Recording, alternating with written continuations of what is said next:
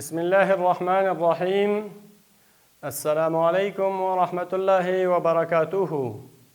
ګرانو زده کوونکو، الله جل جلاله دې وکړي چې روغ جوړ او خوشحاله اوسئ. ګرانو زده کوونکو، د دې څخه مو چې مخکې کوم حروف ویلي، هغه حروفو بې نقطه حروف او همدارنګې نقطه دار حروف او همدارنګې بیا مو د ټولو حروف هجاو عمومي تکرار وکړو چې نقطه لرونکي حروف مو 15 ویلي او 14 مو بې نقطې حروف ویلي او بیا مو د ټولو حروفو تکرار وکړو. حروف یو ځل زه وایم او د هغه نه وروسته چې نننی زموږ او ستاسو کوم درس دی، هغه د حروفو ترکیب کې جوړښت دی، یعنې نیمه ترکیبې ده چې دا په کلمه کې څنګه راځي. نو مخکې له هغه نه زه حروف درته وایم، تاسو ورته غوږ شئ. ګران شاګردانو، الف، با، تا، ثا، جیم، حا، خا، دال، ذال، را، زا، سین، شین، صاد، ضاد، طا، ظا، عین، غین، فا، قاف، کاف، لام، میم، نون، واو، ها، همزه، یا. ګرانو زده کوونکو، حروف هجا څو دي؟ 9 حروف هجا دي. ګرانو زده کوونکو، په دې کې مو مکمل ټول د دې هغه تعریف هم تاسو ته ویلی چې حروف هجا په معنا د دې ده چې د همدغه حروفو څخه د دغه 9 حروفو څخه د قرآن کریم کلمات جوړ شوي دي. هجا ورته وایي. ګرانو زده کوونکو، راځو زموږ او ستاسو نننی مضمون څه دی؟ قرآن کریم ده. ګرانو زده کوونکو، مضمون مو څه دی؟ قرآن کریم. قرآن کریم چې موږ او تاسو په لومړي صنف کې یو، فقط داسې ډېر اسانه تعریف درته وایم. کلام د رب العالمین دی، د بشر د هدایت دپاره راغلی. کلام د رب العالمین دی، د بشر د هدایت لپاره راغلی. اوس راځو موږ او ستاسو موضوع ته. د حروف هجاو نیمه ترکیبي جوړښت ده. د حروفو نیمه ترکیبي جوړښت ده چې دا په ترکیب کې څه رقم راځي، که په وسط کې راشي، په منځ کې راشي، څه رقم راځي. او صفحه مو څومره ده؟ صفحه مو 9مه صفحه ده. ګرانو زده کوونکو، موږ او تاسو ګورو دلته څومره صفحه ده. ګرانو زده کوونکو، 9مه صفحه ده. او دا حروف موږ او تاسو ګورو چې حروف په ترکیب کې څنګه راځي.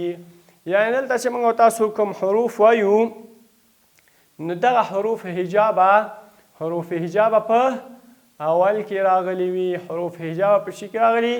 اول کې راغلي.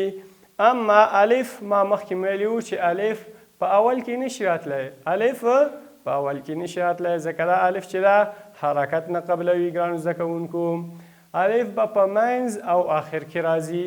ګرانو زده کوونکو، د ساعت درسي مو اول درس دی. اوس راځو ګرانو زده کوونکو ترکیبي حروفو ته. څه شي ته؟ ترکیبي حروفو ته. موږ او تاسو دغه الف همیشه چې لیکو جدا به وي، د کلمې سره به یو ځای نه اوسي. مثال هم زه تاسو ته وایم، لکه الله. تاسو په دغه ځای کې وګورئ، په بسم الله کې، په الرحمن کې او همدارنګې په الرحیم کې تاسو دغه الف جدا ګورئ. همیشه چې ګورئ ګرانو زده کوونکو، جدا به اوسي. خو اما نور حروف چې دي هغه جدا نه دي، هغه د بل حرف سره چې راځي یو ځای راځي. خو لیکن نن چې موږ کوم وایو دا حروف دي هجاونه، هغه حروف دي چې په اول د کلمې کې راځي. نو الف لپاره مو قاعده مخکې مو ویلې وه، که موږ الف ګورو نو وایو به څه شی ګرانو زده کوونکو چې الف نه دی بلکې څه شی دی؟ حمزه د الف په شکل ده. که موږ الحمدلله وایو نو په الحمدو کې دغه الف نه ده بلکې حمزه د الف په شکل ده. نو دا و الف ګرانو زده کوونکو. راځو کتاب ته ګرانو زده کوونکو. داسې شی ده با ده نیمه په ترکیب کې واقع شوې ده لیکن د کلمې په سر کې ده. دلته که موږ د کلمې په منځ کې لیکو او بیا وروسته راځو انشاءالله. لیکن دلته د هغه با چې د حروف هجاو څخه څوم حرف ده دویم حرف ده په کوم ځای کې واقع ده په ابتدا کې واقع ده. نو څنګه به یې لیکو داسې به یې لیکو پوره حرف به نه لیکو بلکې نیمه به یې لیکو ځکه دا به په بل حرف سره یو ځای کېږي. مثال به یې مونږ صرف ورته ووایم خو بیا خپل ځای سره راځي لکه برون برون را ورسره یو ځای کوو څه شی کېږي برون کېږي. لیکن دا چې موږ صرف دا وپېژنو که دا موږ د بلې کلمې سره لیکو نو څنګه به یې لیکو داسې به یې لیکو بلکې هغه شکل چې دی با اصلي شکل له داسې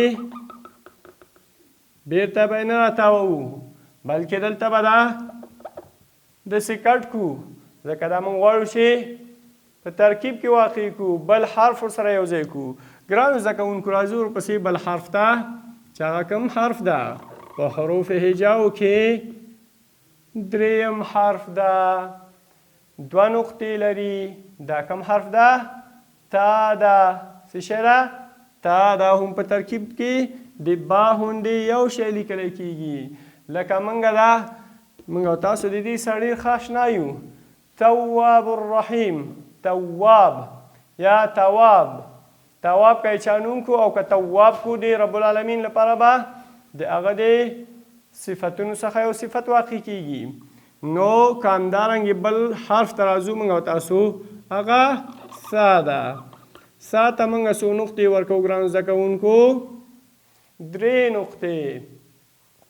ګرانو زده کوونکو په یاد مو اوسه چې دغه سا هم په ترکیب کې واقع ده لکه د با او تا په ابتدا کې په شروع کې ده په منځ کې نه ده بلکې په شروع کې ده. او موږ دغه ترکیبي حروف چې وایو دا ټول حروف په کوم ځای کې واقع دي په شروع کې واقع دي. لیکن بعضې حروف بیا شته چې په آخر کې واقع دي لکه هغه خپل راځو هغه نشته دي. راځي ګرانو زده کوونکو ورپسې څه شي ته ورپسې حرف ګرانو زده کوونکو جیم ده چې هغه داسې لیکو. نو دې تشریح نه کوم دا حروف دي چې په منځ کې واقع شوي دي. همدارنګې دې نه بعد کوم حرف چې ده هغه ح ده چې په منځ کې د ترکیب داسې واقع کوو. ګرانو زده کوونکو د هغه څخه وروسته کوم حرف چې نقطه لري هغه کوم حرف ده خا ده.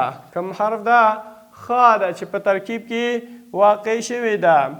وروسته له هغه نه چې ما ویلې چې الف به په منځ کې راځي او په آخر کې به راځي. د دال لپاره قاعده بیا څه شی ده دال به آخر کې راځي. ګورئ دال به په آخر کې راځي یعنی که چېرته داسې شکل یو ځای ورکو نو داسې شکل به چې دا په آخر کې. د دال لپاره هم همدا قاعده لرو د دال لپاره هم همدا قاعده لرو. او د را مثال هم داسې ده. ګورئ ګورئ زه فهم همدا په آخر کې واقع شوې ده.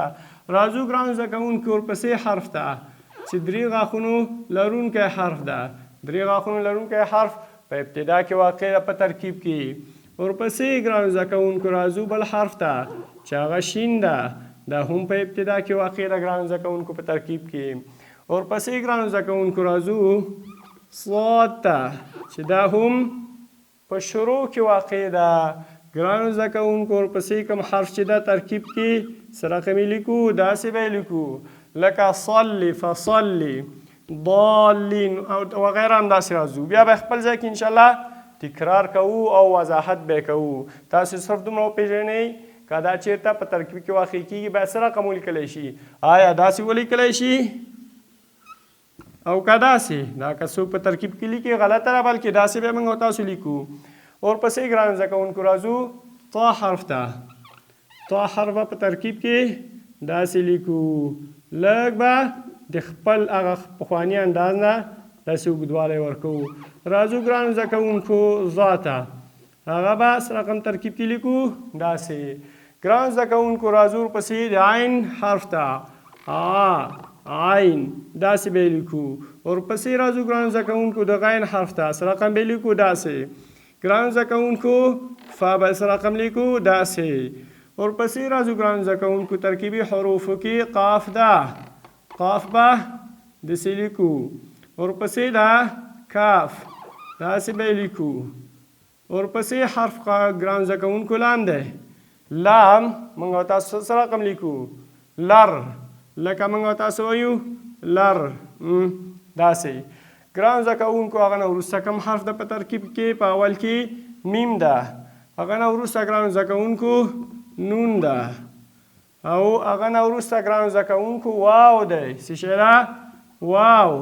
واو قاعده هم دی کومو حروفو هندې ده، دال، ذال، را، زا، واو. پابنده ګرانو زده کوونکو په ترکیب کې په آخر کې راغلی ها ده، ها په منځ اول آخر هر ځای کې راتلی شي. او حمزه ده، حمزه به همیشه ګرانو زده کوونکو ګورو داسې د یا او یا د الف په شکل، د یا او یا د الف په شکل تاسو ګورئ. او ګرانو زده کوونکو اوس راځو آخري حرف ته د حروف هجاو څخه چې یا ده. نو ګرانو زده کوونکو زموږ او ستاسو دا درس چې کوم و دا هغه نیمه حروفو ترکیبي حروفو چې کله موږ او تاسو حروف هجا غواړو چې په جوړښت کې واقع کړو او غواړو چې په ترکیب کې واقع کړو نو داسې به یې لیکو، داسې مستقل حروف هجا شکل به نه لیکو. نو ګرانو زده کوونکو دا و زموږ او ستاسو نننی درس. په آخر کې یو نصیحت لرو چې العبادة مخ العباده، الدعاء هو مخ العباده. دا و زموږ او ستاسو نننی درس.